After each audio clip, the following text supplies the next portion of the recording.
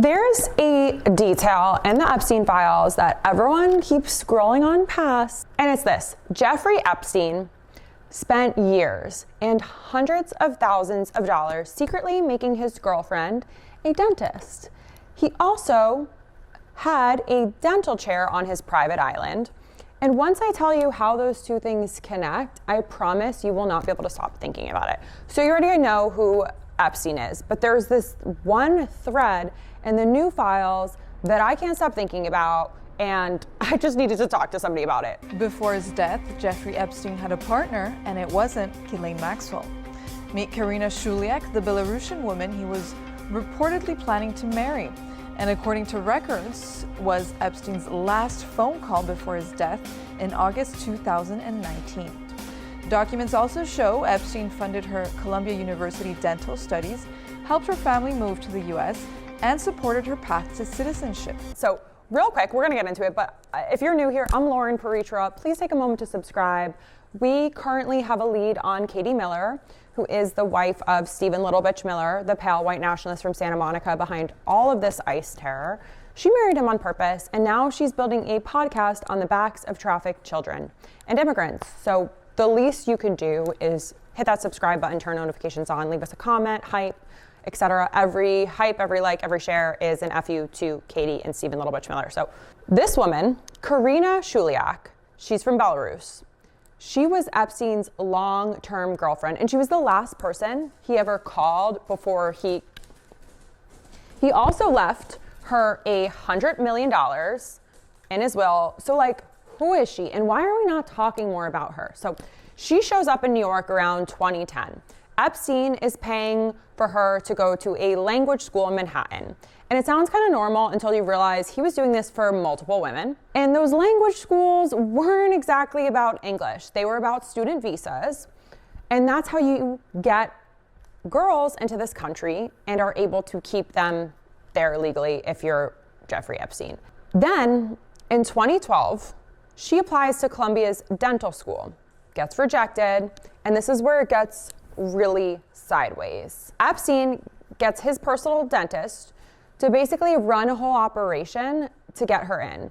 He's calling people, arranging tours, leaning on the admissions committee. The vice dean starts building her a custom study plan.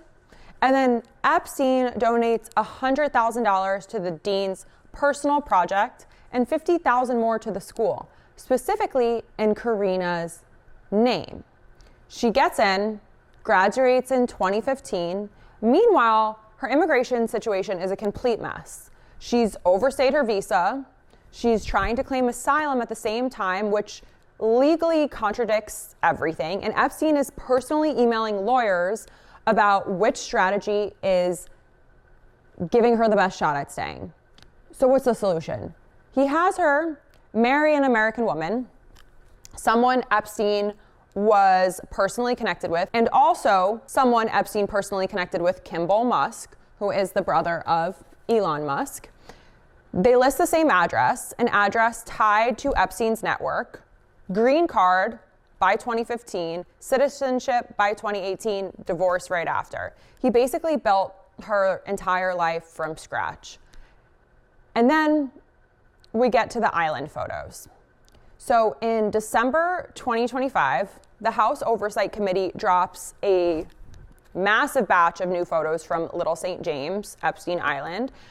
And there's this one room. In the middle of the room, there's a dentist chair. And you just look at this photo and it gives you the heebies. There's something so unsettling about it. And as you look closer, covering the walls around it, 12 identical orange masks of men's faces. Dead stares on these faces, and nearby, there's a blackboard with the words power and deception written on it. There's no visible medical equipment, no clinical purpose that anyone's identified why you're gonna go to Epstein Island to get dental work, just the chair and the masks. Creepy. And I sat at this photo thinking, he spent years making his girlfriend a dentist, bribing universities to get her into Columbia Dental School, manipulating immigration systems, paying lawyers, and he has a dentist chair on his private island that nobody can explain. Now, there's some theories going around, and I want to be clear, this hasn't been confirmed by any investigation, and certainly not me, but I can't stop thinking about these theories. And those theories are that this chair was used to remove teeth from the victims, particularly from younger victims, so that way they couldn't bite, because bite marks serve as forensic evidence in abuse cases. And also, no teeth means no evidence for when remedies were discarded. Hasn't been proven, but it also hasn't been explained or addressed away. And now the New York Times is sharing that Columbia is now donating the money Epstein gave them to abuse survivor charities. 2 people lost their jobs over the admissions scandal, and Karyna is 36. We're the same age. And she's still in New York as far as anyone knows, and has never said a single word publicly on any of this. She was his last phone call. She got $100 million, and she's just out there living her life after being married and divorced to a woman orchestrated by Epstein.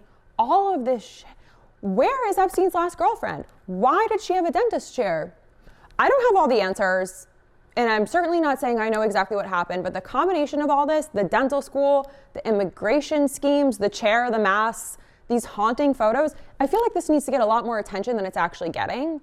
So what do you think's going on? I want to know what you guys think, because I just need to get this one off my chest. I still don't know what to think of it. And I can't stop thinking about how Karyna Shuliak is just one name in these files. Wait till you hear about the modeling agencies, the O1 visas, and exactly which powerful names keep showing up on that island in connection to that story and her. And I mean, Elon Musk's brother.